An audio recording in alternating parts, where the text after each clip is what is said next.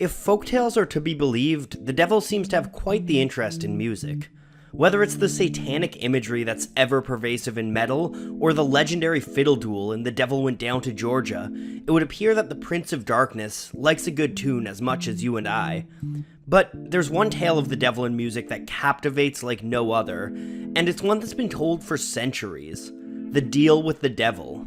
Nearly everyone knows this kind of story now, and that's because it has a rich history dating back several centuries. Let's take a closer look.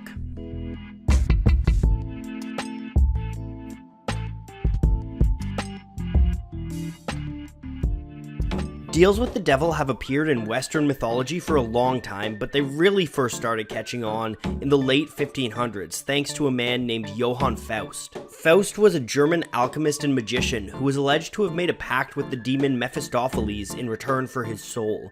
His talent became famous after being documented in Christopher Marlowe's play, The Tragical History of Dr. Faustus. 100 years later, the myth first made its way into music thanks to Giuseppe Tartini.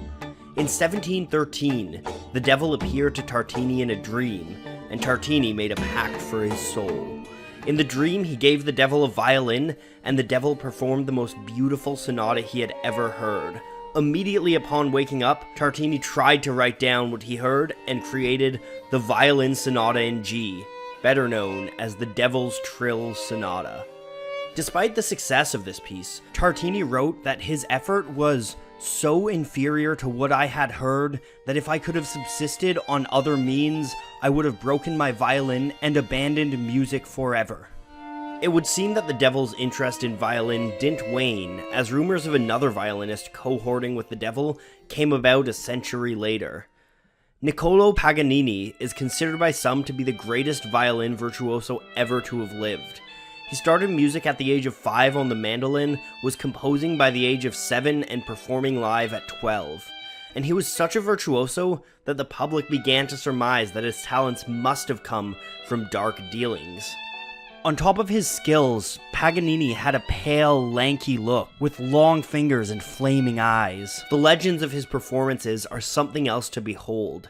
Some reports say audiences made the sign of the cross as they watched him perform to protect themselves from evil. Other stories have him continuing to play flawless notes on broken strings and contorting his body into weird shapes while performing.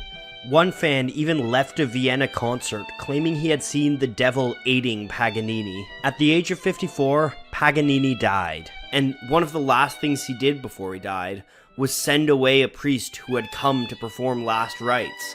This cemented his association with the devil in many people's minds. Less than 100 years later, legends of the devil meddling in musical affairs started once more.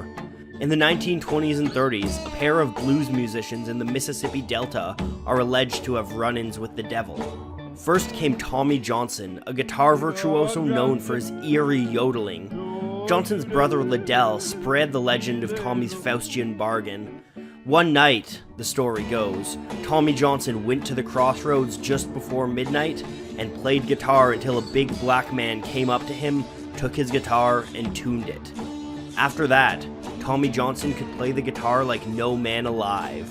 Outside of the alleged deal with the devil and his influence on blues music, Johnson's life was rather uneventful though. That can't be said for Robert Johnson, unrelated to Tommy, another musician who apparently made a Faustian bargain. Johnson was one of the most impressive guitar players of his time and one of the most important musicians of all time. And when he was a young man in the late 1920s, he started to play guitar, but apparently he had no talent for it. Fellow bluesman Son House famously remembered how Johnson played the guitar. Such a racket you never heard. It'd make the people mad, you know. They'd come out and say, "Why don't y'all go in and get that guitar away from that boy? He's running people crazy with it." I'd come back in and I'd scold him about it. Then one day Robert Johnson left Robinsonville where he had been living. When he came back, he was a changed man. Johnson returned with incredible guitar skills, sliding around the neck seamlessly while maintaining steady rhythms. Legend has it when Keith Richards first heard Johnson play, he thought it was 2 guitar players. Rumors started to grow that, like Tommy Johnson before him, Robert had sold his soul to the devil at midnight at a crossroads. And if you listen to Robert Johnson's music, it's easy to believe it too.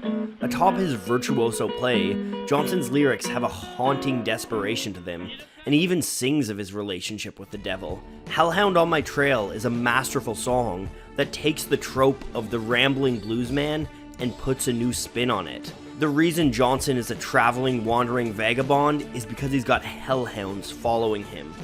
You could even look at this song as the middle of a trilogy of songs chronicling his run-in with the devil. Crossroad Blues is where he sells his soul, and then the trilogy ends with Me and the Devil Blues, which has some of the most haunting opening lines ever. Early this morning, ooh, when you knocked upon my door,